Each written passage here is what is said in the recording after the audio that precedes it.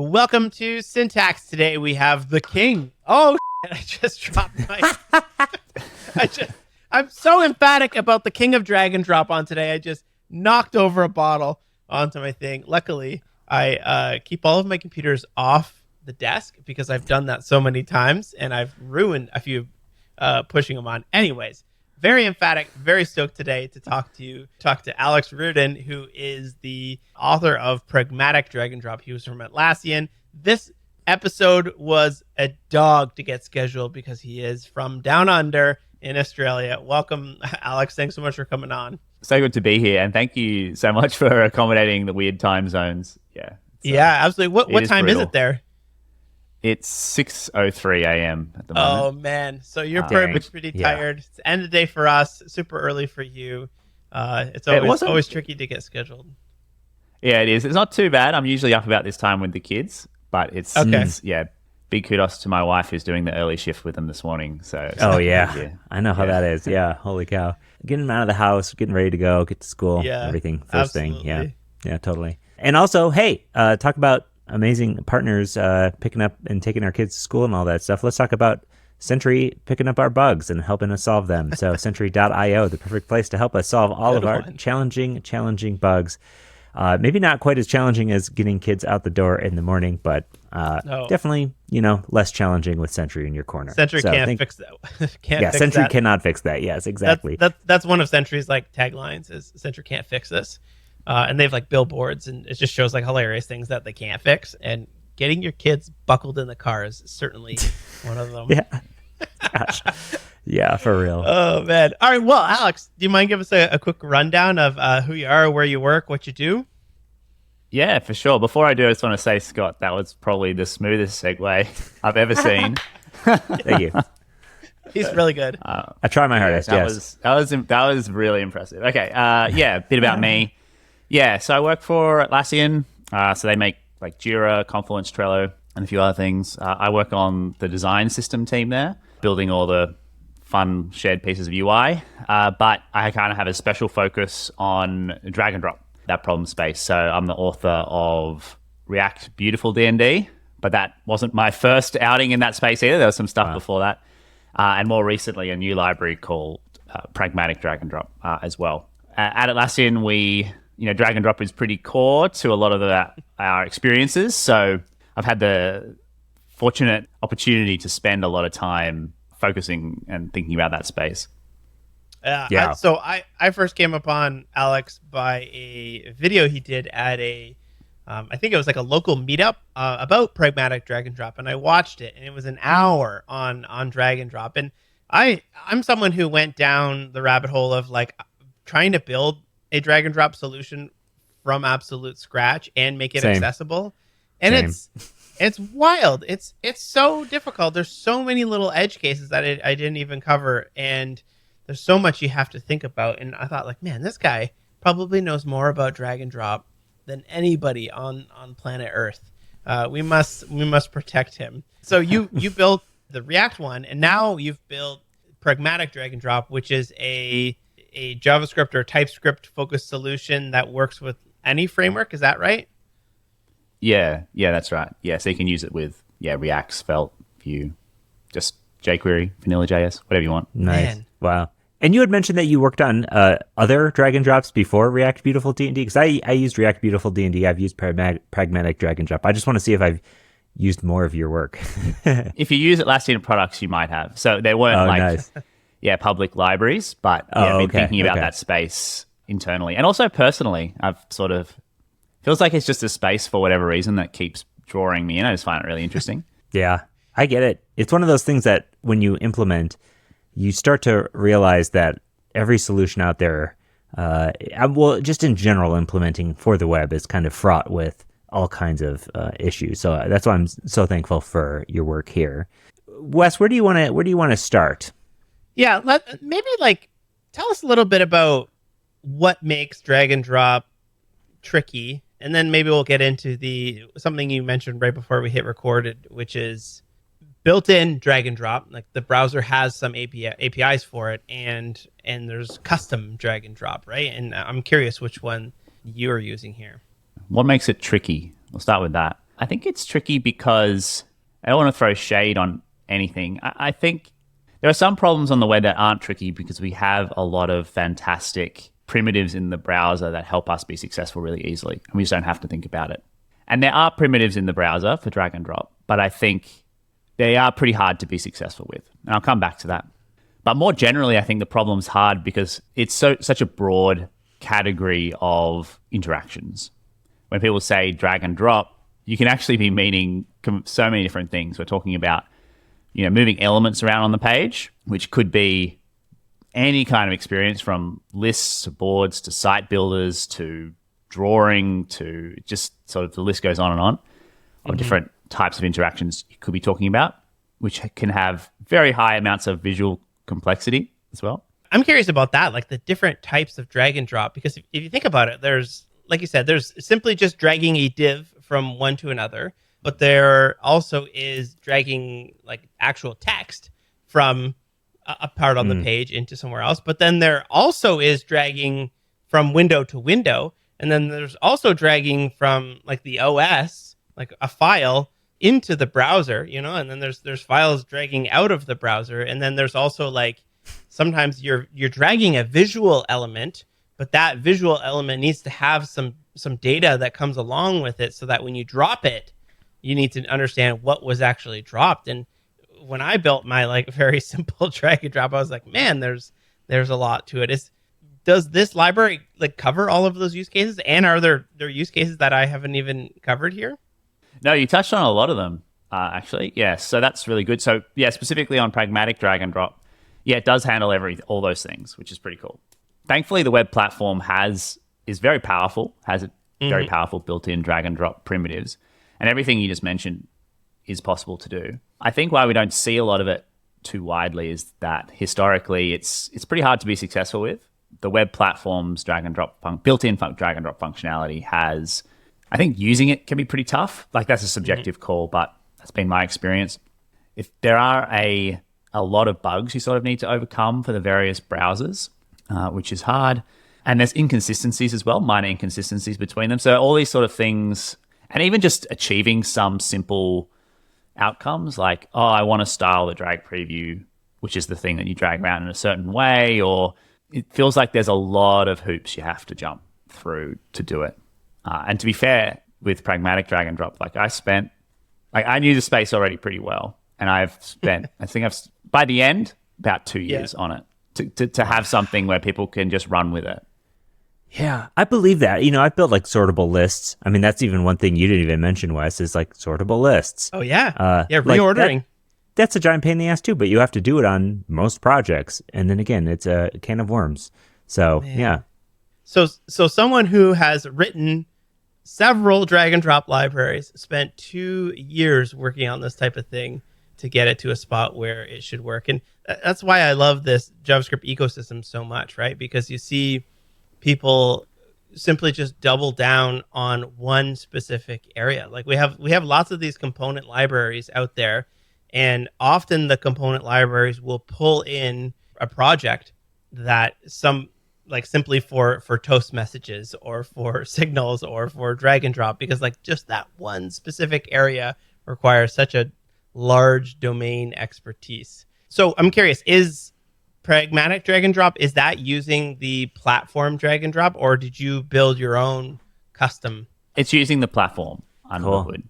Awesome. But that's probably a good point to answer a question from before, like what's the distinction between platform and non-platform drag and drop? So a lot of solutions basically fall into two camps. They're either reinventing drag and drop, so saying, hey, we're going to kind of ignore what the browser does because we don't think it's that good, and we're going to build up this interaction using, pointer events, and you're basically starting from scratch to create an experience that we think feels better. And if you go down that path, you can create some really nice feeling experiences. One of the challenges, though, of going down that path is that you have to teach the browser how to do this new thing from scratch, which means inevitably you're going to be sending a decent amount of code. It's always hard to support every single feature that you would think could be available on the web platform. And there are just some features that are not possible for you to create because you're limited by the tools you have available to you the alternative tools you have available to you on the platform. So, for example, with the native drag and drop, you can drag previews outside of your web browser, outside of the tab into another tab. You can't do that if you're not using the native drag and drop because you're sort of stuck inside the tab.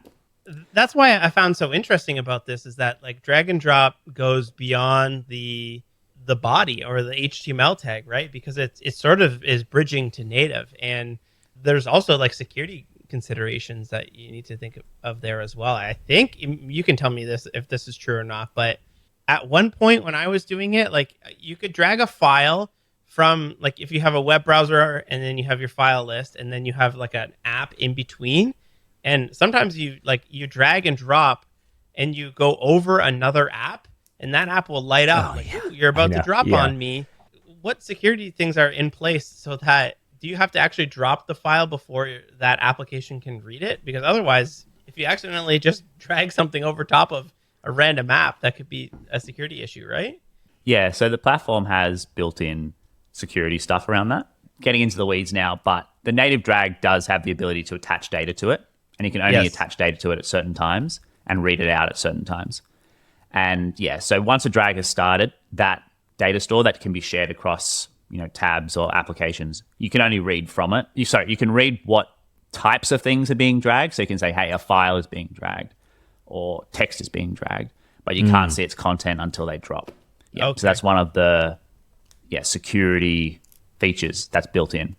I've got a talk elsewhere. I won't go into it too much, but I think that might be a little bit too restrictive because there are some experiences where you do want to know what's being dragged around. And I think if you were, say, on the same origin, I think they could loosen that restriction a little bit so that you could see what's in there. Like, because you're on the same origin, it's something you can trust. And you can, if you're on the same origin, you can communicate through other channels anyway, like through, like even just local storage or whatever it is.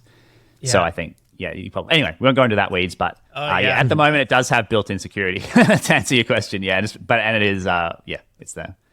No, I was going to say, as far as like platform drag and drop goes, it isn't something you can just use kind of out of the box and have a great experience, really. So, like, what kind of additional things do you have to strap onto the platform drag and drop to get it to feel like something that people are used to with a native app or something? Great question. I will pull up the code on my machine because there's a lot there, right? So we have the idea that, firstly, doing any problem well on the web, you need to be thinking about performance and how to get that. So even if you built something that's technically correct, you can mess up performance. So that's a big challenge too, is how do we create something that is going to be fast and fast for everyone? So that kind of is not drag and drop specific, but that's something that's spending a lot of time on as well. And the big idea for Pragmatic drag and drop is that it's sort of a very small core and you just add the pieces on that you want. And that way you're only ever paying for the pieces that you want. That seems to be a really nice model. And then if one of those pieces doesn't work for you, you can just swap it out with your own piece, but you can still kind of stay in the broader ecosystem. And then there's other performance things like how do we manage events, making sure we're not binding too many events and cleaning up events properly and all that fun stuff. Yeah, and I take it you have to get into like the item that you're dragging, is that end up being controlled by the platform? Because every time I've used the HTML one, it gives you that little ghost image. Are you working with the platform's the item that you're dragging, or is that something you're having to like recreate and emulate on your side? Question. Drag previews is one of the best features of the web platform, like that in how they do it. But it is so hard to be successful with. And I'm pretty sure I invented techniques or, independently invented techniques to actually get it to work because it's really tough. So there's a few different ways you can do it. Firstly, if you want to, you can just hide the native drag preview completely. That's not easy to do. You actually have to set a tiny transparent GIF as the drag preview, which is pretty annoying. And then, there's no like first class API for that. And then you can just make any element you want a drag preview, but you have to move it around with like a transform, probably in a portal, but then it's limited to the browser window. You can do that with Pragmatic drag and drop. We have a guide on how to do that, but I generally recommend folks don't do it because the performance isn't great. You're then tying the rendering of the drag preview to the page. So if your page is slow for whatever reason, you'll feel it'll stutter and it's just, not ideal. So anyway, we're coming to the native drag preview. So this is the I think, one of the coolest features of the web platform. So what it does is when you start, you can say like, hey, take a photo of any element on the page and use that as the drag preview, which sounds great, but the way it's set up is actually like pretty gnarly. So it has to be an existing element on the page, which is usually not what you want. Well, let's say you're okay for the preview to look like what the element already is, then you're okay. And I've created a little technique where you can change its appearance a little bit without having to do too much work. So I'll just run through that super quick, but then I'll get on to the more interesting one. So effectively, you have to do this weird trick where you, in the drag start event, you change its appearance somehow. At the end of the drag start event, the browser takes a photo of that element to be used as the drag preview. So when you're dragging around, it drags around a photo. Then the next frame, you revert that change or change it into some other resting state. And that way you can get the drag preview to look how you want. It won't flash on the screen as some awkward color because the screen hasn't painted yet. You've sort of reverted it. You've sort of leveraging the fact that it takes a photo before the next frame. Oh man, we had a question about the event stack the other day on one of the podcasts, and that's a very good explanation of things happening before paint. So sorry, go ahead, but that's yeah. Geez. So browsers will independently like render that in a separate, I don't know, layer UI thing outside of the browser, and it's not tied to the paint. So you can undo it straight away. But we've made that really easy with the Pragmatic drag and drop API. You have events for that. But more interestingly is there's another thing I've created, which is there is more complexity here than I'm going to say, but I'll give you the high level. Basically, same idea. When the drag start event is happening, we mount an element on the topmost layer in the browser, like put it basically in the top left corner of the screen, except for Safari. I'll come back to that. But you put in the top left screen and you render whatever element you want in there to be your drag preview. It can be any kind of shape, anything you want. You say, hey, browser, take a photo of this. It'll take a photo of it, and then you remove it, before the next paint. So you don't get that awkward flash of it being on the screen, but you get to have whatever you want. But what's the point of all this? Why are we doing this? It's so that you can have the drag preview look different to what the element is at rest, which is usually, I find, pretty common. People want to do that. They want it to be like blue, or they want it to have some different information on it, or even a box shadow. Yeah, the web platform does put a box shadow on drag previews, and it lowers the opacity to about 0.94, which sounds good, but it's actually kind of annoying because you don't actually want that all the time, and you just can't opt out of it. So it would be great to have a little bit more control there. But yeah, so it does that. But you can up the box shadow if you want, and you can up the opacity, but it does have those. Yeah, the opacity thing is one of my most common ones, because I feel like a lot of even native experiences, it doesn't necessarily make it totally transparent, or like oftentimes it feels like you're just picking something up and moving it rather than having it be like a shell of what you're moving or something. I don't know. It's just a vibe for me. Yeah, I think that it wouldn't be too... I've got a talk floating out there where I talk about how we could evolve the web platform safely, and I think it wouldn't be too difficult to add the ability, or for browsers to add the ability to give us a little bit more control over what the styling is of that element. But yeah, today, that's the way it is. You can probably tell there's a few hoops you had to jump through to do something that should be pretty straightforward. There's some more hoops, which is like if you want to push the drag preview away from the cursor, you actually, after lots of exploring, ended up stealing a strategy that I found in Spotify, which is they actually use a transparent border around the preview to push it away. If you use margin, padding, anything else doesn't work. Yeah, so and there's a few other kind of tricks like that. And it's just not easy. Like, it's just not easy to set. You'd think setting a custom drag preview would be a straightforward thing. Unfortunately, it's like you have to know these very specific timing points and how they work to be successful there. Is the drag and drop spec ongoing? Like, is there any rumblings of improving it or addressing it? Or is that just like it's done and it's not being reevaluated at the time? I don't have any special insight into that, other than to say I've been looking at it for a while and there hasn't been much movement. I have done a talk in the past where I talk about how we could improve the web platform, but I have yet to make the next step of that, which is to actually create proposals. But my sense is it's not a actively worked on space. All right. So I have a question about like the headless aspect of this, because we've talked in the past about how headless components work and how they're really neat. How do you build something that is entirely based on the elements being on the page and having classes added to them and dragging and hovering over top and dropping and drop areas? How do you build this entirely visual thing headless? Yeah, it's so good. We can talk about how we did it for React Beautiful Dander as well if you're interested, because it's a little bit different. Sure, but yeah. We'll focus on Pragmatic first. I mean, at the end of the day, what it's doing is you pass it an element to say like, hey, I want this to be a draggable thing. I want this to be a drop target, which means I can be dropped on. And they have lots of different events and ways to attach data and extract data. And all of those sort of entities also, you can listen for events. Hey, drag started. I'm dragging. I'm being dragged into. I'm being left. And really then it's up to you what you do with those things. So that's kind of how we sidestep it, is Pragmatic drag and drop doesn't render or anything. You can almost think of it as this is what the platform could have been for drag and drop. So it inverts all the control. So it just says, this is the event. You can do what you want with it.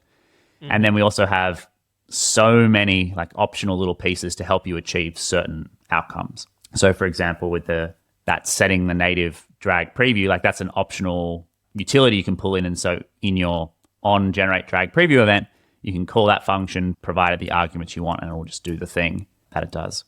Yeah, so that's how it's headless. It's just sort of operates at the element level. It attaches behavior to elements is sort of how it works. I love that approach. And does that making it not a React plugin, but it works with Svelte and Vue and React and everything? Does that make that a lot easier to write these adapters, or how does it work with all the frameworks? Yeah, if you're working at the element level, it's basically the bottom, right? So as long as your framework can get access to elements that are related to your UI, then you're good to go. That's all you need.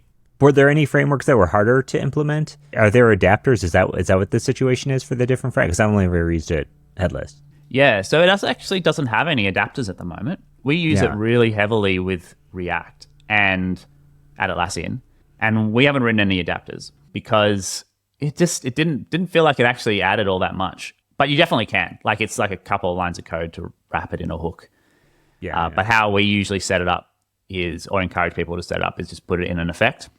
You just set it up in there and you pass it the ref like for the element, and you're kind of good to go.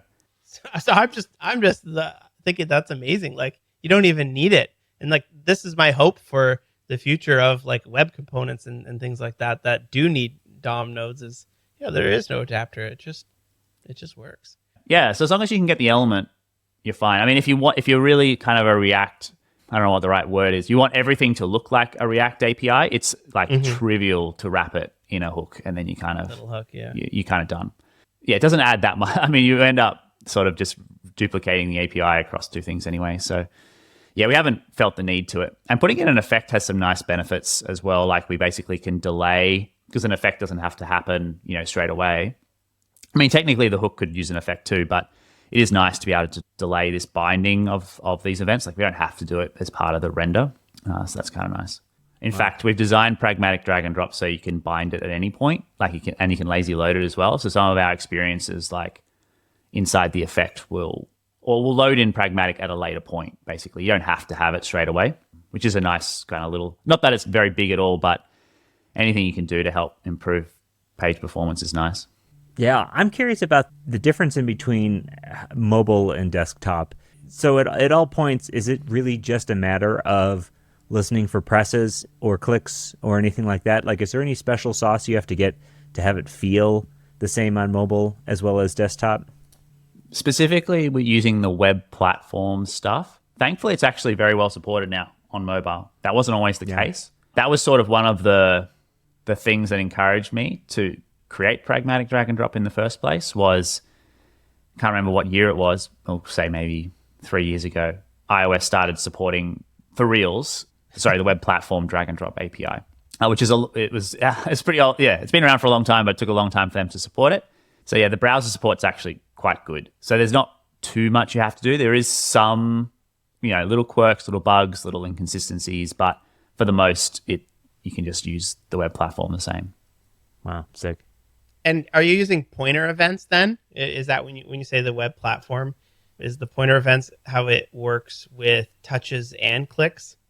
Naming things is really hard. I really don't like calling it HTML5, like drag and drop, but a lot of people call it that. So I try and call it like web platform or platform drag and drop. So it's basically like the drag and drop that browsers have built in. Okay. And so when you're doing that, you're listening to events like drag start, drag over, drag enter, drop. You don't even have all those type of drag events. That said, I'll come back to, but a non-web platform drag and drop or like custom drag and drop is where you're listening for like pointer down and then pointer move. And in response to that, you're saying, okay, the user starting a drag, I'm going to like create my own element as a drag preview and move it around. And then when they do pointer up, I'm going to say the drag's over. And so, but you just sort of teaching the browser how to do this interaction in a different way. Sorry, whenever we have 3 people on here, there's so much latency that Wes and I are always like either trying not to talk over each other. I told him I'm like we're going through the earth right now. There's a pipe going through the earth to Australia, and I'm on Starlink, and we have 3 people on, so that we got the latency, no problem there. I'm interested about like in general lessons learned about performance in general, because it's one of those things that, like you mentioned, if it's attached to your DOM rendering, it can suffer from whatever is happening in your application. Is the HTML drag and drop like the key to having really good drag performance, or is there any special sauce or any things that you learned? Yeah, there's definitely some special sauce. Yeah. So, I mean, let's compare. The one I have the most accurate picture on is like the difference between, say, React Beautiful D&D and Pragmatic drag and drop. So React Beautiful D&D is a solution that sort of ignores the web platform's drag and drop functionality and recreates it from scratch. Well, firstly, it had some really cool performance stuff in there as well to make it work at scale, which is pretty crazy. It had its own virtual kind of DOM. It had windowing built in. It had lots of things to try and make it as fast as possible. But ultimately, it was shipping a lot of code. So teaching the web browser how to do drag and drop is not trivial, especially if you want it to work well with lots of different things. So that's the first point. It often involves shipping more code. So that's performance. It's tied to the React rendering. So it's putting more, like React Beautiful D&D, it puts more components in your tree. It does more initiation work when the render is happening. So it's just part of that render for React, which if we compare that to Pragmatic drag and drop, it basically steps out of React and it has its own like way of managing kind of state, its own way of initializing, its own like all that stuff. So it doesn't have to go through it's not on the critical path for your renders, which is really nice. So you don't have to ask React to do more work. Like React's a great abstraction. I really like using it. But if you can step out of it to do certain things, like certain high performance things, it's kind of, you can get some really nice benefits doing that. Yeah, totally. I think we talk about that all the time, in terms of even picking libraries that you're using, relying on the ones that utilize the platform, so you're not the one in charge of, or even the library or its dependencies aren't the ones in charge of so much of that stuff that could end up biting you later on. React Beautiful D&D got bigger and bigger over time. But in some ways, like, its bundle size wasn't its goal when I started that. It was, how can we create something that feels fantastic on the web and that it's also accessible out of the box? And I think it kind of achieved that to a degree. And so, but it just got bigger and bigger. So something that I was really keen on having another time around is, how can I break it up in such a way so that people only ever pay for the functionality they use, which means that everybody hopefully is only paying the minimum for what they actually need. And that seems to be just such a nice model. And and another benefit, so that's a really great benefit. Like, you get really great performance outcomes because you don't have to ship little rogue piece of functionality that's needed for one specific type of experience to everybody, right? They can pay for that for their thing, and then no one else has to pay for that. And also, it means that there's less pressure on the library to get bigger to accommodate everyone if that thing can be built as a standalone piece that doesn't have to be in the core or in these other things. Like, if it's genuinely a separate enough concern, it can be its own utility, whether that's in one of our utilities or one of theirs. So there's less pressure on things to get bigger as well.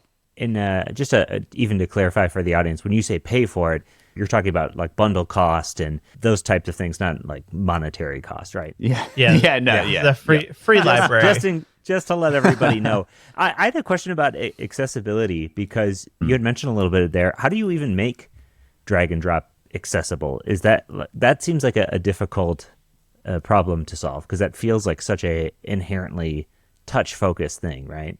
Yeah. So I'm really glad you brought this up because my views on this have evolved and I'm open to them evolving, more in the future as well. So we'll go back to like React Beautiful D&D. So something that I was really keen for with that library was how can we make this interaction that's historically excluded people who can't use pointer event to be able to achieve the same outcomes. What I did for that library was every piece of functionality, for the most, there were maybe a few things that we didn't quite get there, but you could achieve the same outcomes with your keyboard exclusively and listening to the screen reader and sort of follow what was going on, which is probably one of the things I'm most proud of with that library because I think that had a ripple effect. If you look across a lot of the libraries that sort of came after that, accessibility became a really big thing that people wanted to care about when it came to drag and drop. So when we talk about accessibility, what are we talking about? It's allowing people to achieve basically the same thing as if they were able to see the screen and use their mouse, but if they can't do those things, they can still achieve the same outcome. Otherwise, we're sort of locking people out of being able to do things like in our software applications. So that's what React Beautiful D&D did. Now, there is an asterisk there in that React Beautiful D&D only actually covers a subset of the drag and drop problem space. It was designed for lists and lists of lists. And within that sort of subset of the drag and drop domain, it was able to get away with that approach and be reasonably successful with it. That approach of being able to do everything specific, like lift with spacebar, arrow key around, spacebar drop, or whatever key combination you kind of think is better. Yeah. That is tough to scale across every single possible experience that there is. There's just, because there's like infinite almost different types of things you can build. And so how do you get something to work? And I think if you look at React Aria, they've done a pretty good job at trying to figure that out as well. That's in a more flexible system. Now, for pragmatic drag and drop, I've actually we've gone a different direction. I say we, I mean, it's definitely a team thing. I'm not just doing this, making all these decisions on my own. We have a lot of amazing folks who work in accessibility at Atlassian. And so instead of trying to get people with assistive technologies to perform drag and drop operations, like press a button to lift, tab or arrow key to move around, space to drop, it's like, instead of trying to have parity of interaction, what we've gone for is parity of outcome. If you think of like, what does a drag and drop operation achieve? Like, let's think of a list and you're reordering it. You're reprioritizing something or you're moving something down in the list, whatever that is. You could achieve that in a few different ways. Like, it doesn't have to be drag and drop to achieve that outcome. And so that's sort of the core change, I guess, is how can we allow people with assistive technologies to achieve the same outcome in a way that's delightful for them? Don't even think about drag and drop at all. Like, what's the outcomes here? What's possible to do via drag and drop? And what would be a great way for them? I say them, like people who have different, mixed abilities, whatever that may be. How can they achieve this? So there's a few different patterns to do that. And we're not locked into one pattern, which is really nice. So with pragmatic drag and drop, we've sort of separated out the accessibility kind of controls and various things versus the core like drag and drop stuff. So you can iterate on the accessibility pieces. And also that's nice because a lot of our accessibility pieces are sort of tied to the Atlassian design system, like using our button or our drop-down menu. And you might not want to use that and you might want to use your own. So separating those out is a convenient way to not lock the library into just being used for the Atlassian design system. Coming back, let's think about a list. One way or a board. One thing you could do is, and this is a pattern we have a lot as well, is like action menus. Action menus are so powerful. But like, let's say on that draggable entity, you have a little ... like more menu on it. They tab to it, they can open it. And in there, you've got like your movement actions, like move down, move up, move to in progress, move to whatever. And it's just like a few keyboard things away and you're kind of done. Tab to move down, press enter, done. And that pattern scales really nicely too, because it doesn't have to just be a flat list of things. You could pop a form. In that more menu, you could have like a move action. You click that, opens a form, and you can have like you can basically say like, hey, I want this to move We have one that's for trees, so you can say like, hey, I want to move to this parent in this tree in this position. Like it'll filter. You can just have a form with any information you want in it. Like, And is any of that code part of Pragmatic drag and drop, or is that just your application code for example, moving it from one column to another? Is any of that code Pragmatic drag and drop? What is and what isn't Pragmatic drag and drop gets a bit fuzzy because we have so many optional packages. That's the kind of the thing. So, and we try to invert control as much as possible as well. So there will inevitably be some wiring, because also like we don't know what actions you want. We don't know what they do. Like you kind of need to decide on that for your own application. So what is Pragmatic drag and drop? Like we've got sort of the pieces you need to be able to create those experiences for people. We won't wire them up for you. You kind of need to decide, okay, I'm going to use these pieces. But we have guides and examples on how to do it. It's not like you have to figure it out. We've got like, you got to think about this concern, and this is what you do, and this is the next concern, and these are the things you do, and then this concern, these are the things you do. And we did it in that way too, because even that, I mentioned like the action menu, that pattern doesn't actually like generically work for everything as well. So even within that model, we've kind of got room for, okay, well, if this pattern doesn't work, we'll do this other pattern. Like the driving principle is not figure out how to use an action menu. It's what's the best thing for people who are using assistive technologies to be successful with this experience. I love that outlook on it, because oftentimes when we're talking about this accessibility stuff, it's like, all right, what do we do to give the users a working experience? Not like rethinking the user's experience for their challenges or disabilities. Yeah, replicating it. Totally. Yeah. We're always replicating the experience, like you said, like picking it up and moving it, instead of like really taking an outlook as to like, what would a good experience be like that is completely just separated from the way that, abled people are able to use it. That's I love that outlook. You think about like deleting a file on Mac OS, and like, you can drag it into the trash, but the like accessible or like other way to delete a file in Mac OS X is not like a keyboard shortcut to click on a thing and drag the icon down. Right, although that does exist. And that does exist in Mac OS, but nobody's doing that. People are just hitting Command backspace to delete it, or they're using context menu to delete it, or they're using delete file, right? There's so many different ways to run the action. And I love that, because like I had implemented the accessibility of my list, and like it was, I think the code to make it accessible was like 3 times the size of just the simple drag and drop.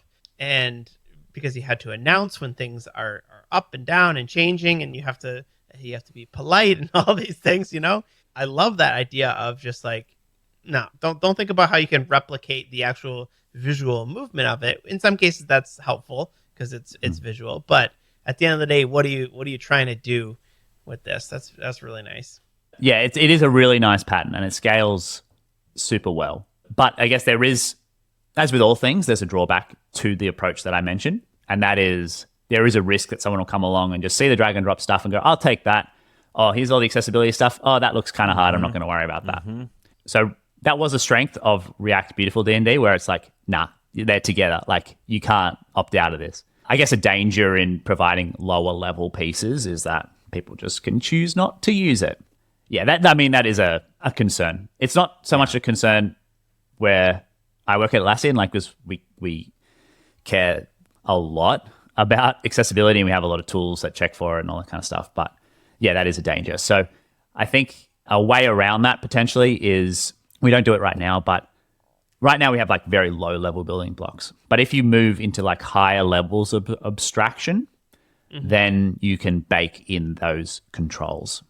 But it is hard for a library to move into those higher levels of abstraction without becoming too opinionated about what the experiences should be. Okay, so would you see like a Shoelace or ShadCN or something like that putting out a 3 or 4 common drag and drop UIs that you can use in your application that are already accessible? Is that kind of the idea, or maybe even you guys would ship a couple common use cases that are a little bit more built up? Yeah, Yeah, for sure. If you're building any thing of UI, you're starting to add opinions on like what styling library should I use, what rendering library am I using, and there's like N combinations of those things. Yeah. So something like that, like the tools you mentioned, they would be great candidates to like add those opinions on, those visual opinions on. What about testing this type of stuff? How do you possibly even test something where you have to click and drag it? Yeah, so that's great. You're asking such good questions. It's like this is, you're professional. It's so good. The testing, I can speak to, I guess, what we do at the library level and then what would be helpful for applications. I think when it comes to drag and drop, your best bang for buck is to do browser testing, right? Because there's just so many little parts of a drag and drop operation at a unit test level that you have to think about. It just gets pretty overwhelming. And so I would say start with browser testing. Pragmatic drag and drop has guides on how to write tests, drag and drop tests for the various like Cypress, Puppeteer, Playwright, etc., and how you can do that. So that's pretty great because you're not so much testing the little things. You're just testing like, hey, if someone drags a card from this column to that column, like it should do the thing. And in your application test, you don't really need to test that Pragmatic drag and drop or the drag and drop library is doing what it should. You're more probably just testing the outcome of that. And you make sure you've wired it up sort of correctly. And you may even test things like, hey, when I drag over this thing, the appearance changes. Blah, blah, blah. You could probably even add visual sort of testing on that, visual regression testing for the various points in your drag if you wanted to as well, or asserting certain things about the DOM. And we have those for Pragmatic drag and drop as well. We have a lot of browser tests to check that things are working, and we test those in, I think our test suite is currently running against Chrome, Firefox, and Safari. Are you using Playwright for that? That's a good. I think it is Playwright. We've just gone through some quick iterations on things, but but it's also complicated because at Atlassian we actually have some teams using like Cypress, for example. But I think our ones are Playwright. Then we've got the unit testing. So Pragmatic drag and drop does a ton of unit testing as well. Really, but that's actually pretty nebulous. But we're testing like very low things that they're working. But it requires, like, it's using JS DOM, and we've had to polyfill a few things because like JS DOM, like most of the like DOM shims don't implement drag event, so we created a drag event polyfill. Yeah, that's one of the big things. But yeah, it's possible to unit test just like any other code. But in general, I won't go too into it, but it's all sort of, all tested through public API as well, which is cool. But there is a decent amount of mocking, as you can imagine, like, because you have to mock out like an element has these dimensions and it's doing this stuff, and which is kind of annoying. I don't like doing that, but anyway, that exists. But yeah, pretty much I think all the tests actually are through public API, so that's pretty nice. So they kind of withstand the internal kind of changes too, which is great, with one exception actually. So I'm paranoid about event listeners and making sure that they're added when I expect them to be and removed and cleaned up correctly. And so those tests can break. If I add an extra event, so we needed an extra event, like suddenly I'm getting more than I expected, so that can break. But other than that, it's pretty much all public API. What is the process of having like people internally to the company adopt this? Like is this running on Trello yet? And do you get a lot of really good internal feedback? Yes, I mentioned I worked on Pragmatic drag and drop for 2 years. So for 3 to 6 months was basically building what we see today, maybe 3 months. And then the rest of that has been building out what's needed in partnership as we go through kind of adoption with people. So we're now sitting at around 80% adoption in Atlassian when compared to, So we measure like, hey, are we using React Beautiful D&D or other drag and drop solutions? And we're now sitting at 8%. And that's a lot of code that's been kind of shifted over, which is great. So Trello's using it. So if you use boards today or pretty much any drag and drop in Trello, that's Pragmatic drag and drop. Jira, Confluence, you kind of name it. They're pretty much using it. I know you work on things that a lot of people use all the time, but like dragging and dropping is kind of Trello's whole project. Like, I mean, that's like the whole thing. I mean, besides obviously like the function. So like, how does that feel to have worked on something that's like, so applying the main feature for one of the biggest products that is at your company? Is that amazing or what? If I saw somebody dragging and dropping something like in line or on the bus and you knew that it was your code running, like, have you ever stopped somebody and been like, I wrote the code drop that item. Yeah, it's surreal. It is surreal. I mean, before I go into this real enough, like huge props to the people who work on browser vendors. Like ultimately, we're just sort of unlocking their functionality. So a lot of folks have worked on making drag and drop work in browsers. So huge, massive respect to them. But coming back to your question, it is awesome. It's one of the greatest feelings to, especially something like Trello where drag and drop is so core for them to trust me and what we're doing as well with basically like the thing that their app is known for is huge. So I've had the privilege of working with a lot of Trello folks. They're just amazing engineers, amazing people. To work with them is great. They actually helped. So we have an auto scroller for Pragmatic drag and drop. We were building it out for, like, Trello was the first people who really wanted it. So an auto scroller is the idea that when you get close to the edge of a scrollable element or to the window, it will automatically scroll for you. Okay. I had that on my list of questions to ask. That's good. Yeah, so Trello had this really interesting functionality where it actually keeps scrolling once you've left the element, even though that's kind of not how the web platform wants you to work. And so I sort of collaborated with them to build that out. Yeah, so that was amazing. But to answer your question, it's really, really cool. Like, it's just a great feeling. Sometimes we build stuff and it doesn't go anywhere, and it's like, I put a lot of time into that. And I worked for 2 years on about, I don't know, like 50 components for the Ford Motor Company, and they used like half of one of them, and none of them ever went live. And I was just like, come on, I can't even point to a single thing that this is what I did. Yeah, so it is a great feeling. What I find is that it's really, really nice when Atlassian products like use it, and it's been adopted really heavily, which is awesome.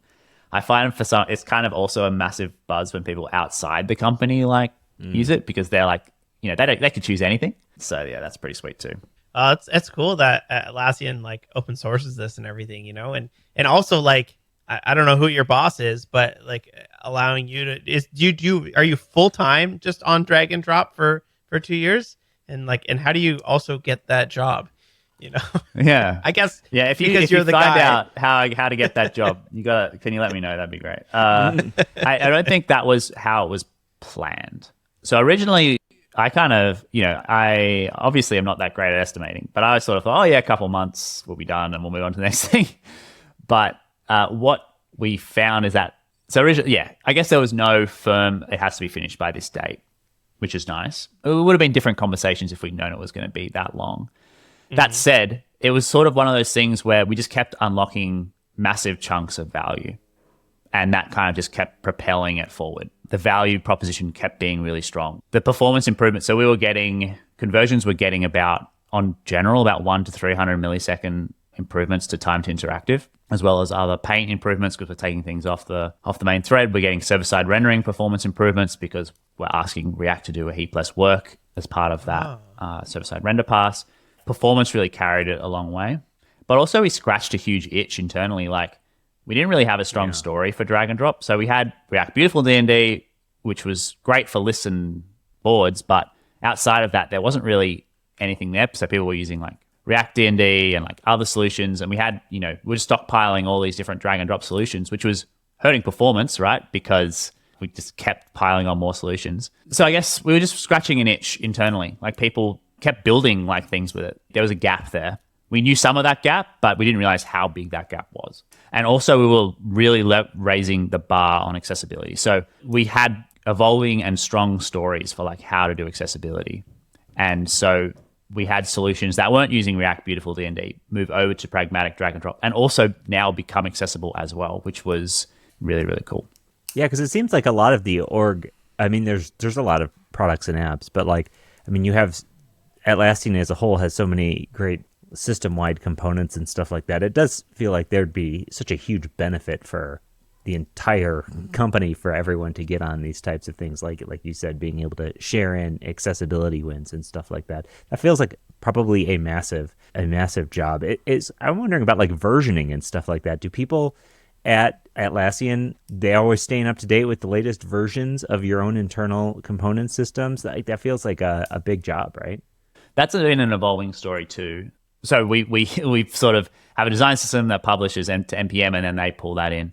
how delayed that is historically depends on the product. Some of them are basically up to date all the time, and some of them could be 6 months behind. But in the last sort of year, that's changed a lot. So we're sort of consolidating our front ends into a mono repo. So it's effectively instant now for most things. So it's just like, we ship stuff in which brings its own challenges as well, but good challenges, good, because it means that we're not, the challenge of just like shipping to NPM and waiting is like, you're often like deferring the upgrade pain or like shunting the upgrade pain to someone else. Whereas now it's like, we just all kind of move together, which is a much better way of doing things, I think. Yeah, that's great. I was reminded before about the solution consolidation. Like we had all these different drag and drop libraries. That was also a big performance thing that I forgot to mention before is, being able to replace, 5 different drag and drop libraries with one small one, that's a huge like bundle size win as well. Yeah. So something I was keen to do was to try and make something that you could do anything with, right? So you didn't have a need to like reach for something else. Oh yeah. Yeah. Like even one of the examples is just like a drawing application, which I didn't even think of. Like that would be a use case for this, but like it'd be kind of cool to build that with like stickers. Like I remember Vercel had Vercel's like Vercel Day, and they had like little stickers you could drag onto your badge and then take a photo of it. And I was like, that would be a use case for using this library, right? Yeah, I mean, pretty much anything where you point to press the pointer and move it around and do something, you can do it with it. It can be sometimes not the best choice, but you can definitely do everything with it, which is pretty cool. Cool. Should we get into the last section here, Scott? Yeah, let's do it. All right. I'll let you do it. Sure. So this is the part of the show where we do sick picks and shameless plugs. A sick pick is just anything that you're enjoying in life right now. Anything that's cool. Could be a show, a podcast, a product, whatever. And then a shameless plug is anything you just want to share with the audience. Do you have a shameless plug for us today, Alex? Yeah, shameless plug. I'll start with a few years ago, I released a website called domevents.dev. It's just sort of ticking along, but if you're interested in learning a bit more about how events work in the browser, I'd check that out. That was like a real, I'm going to say watershed or like important moment for me to get a firm grip on how events work. It's so fundamental to so many things. And I thought I understood events when I created that page and the associated course, but I realized how much I did not know after going down that path. And that has served me really well because so many gnarly problems in front end are like people doing weird things with events or not understanding how events are working or various things like that. So yeah, that's a shameless plug. And then sick pick is coffee. I know, such a great one. So I've been a long time drinker and enjoyer of coffee, but this year, for whatever reason, I've had a micro obsession about coffee, and I've gone down, the YouTube rabbit hole, and I've really enjoyed it. And my encouragement to others is, if you're enjoying to get coffee today and maybe you make it at home, you're probably only a few YouTube videos away from really improving the quality of your coffee. I did not realize, it's basically night and day how I make them today and how they taste today. And you can kind of, every little thing, it really surprised me, but almost every little thing that you start to improve, you can actually taste the difference. And it's very rewarding adventure. And now when I'm at home, because I work from home, it's also really kind of meditative. I butchered that word, but to go out there and have this little process on how I make it, and you kind of get rewarded for having a good process as well. So yeah, it's been a very satisfying journey. Yeah, that's amazing. Is there anything you'd recommend on YouTube or anything like that for people who wanted to get into this? Any specific favorite channels or anything? Yeah, I mean, a very popular and great one is James Hoffman.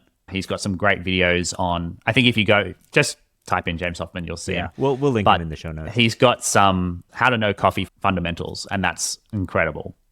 They're very popular videos, and he's very well produced as well, but also very educational. That was a huge learning for me. And there's lots of other creators as well, but that's a great place, I think, to start. I got some Australian coffee a couple of years ago from Jed Watson. Do you know him? You're in Sydney, right? He's in Sydney. Yeah. Jed Watson and we go way back. Yeah, he's a great human being. I like him a lot. Yeah, I like him a lot as well. Yeah, he sent me some coffee. It was very good. It was hilarious. He sent it at Christmas, and it arrived in May because mailing things to and from Australia is a very hard thing to do. But cool. Well, thank you so much for coming on. I really appreciate you schooling us on all things drag and drop. It's fascinating to hear all the ins and outs of it. And that's honestly why I love this podcast so much, is just like one tiny little aspect of the web, which is just clicking on something and moving it, is honestly such a deep well of information, and an expert like you can dive into it for a good chunk of your life. So thank you so much. Yeah. Thanks so much for having me on. Really appreciate it. You're welcome. Yeah, it's been a blast. Thanks, Alex.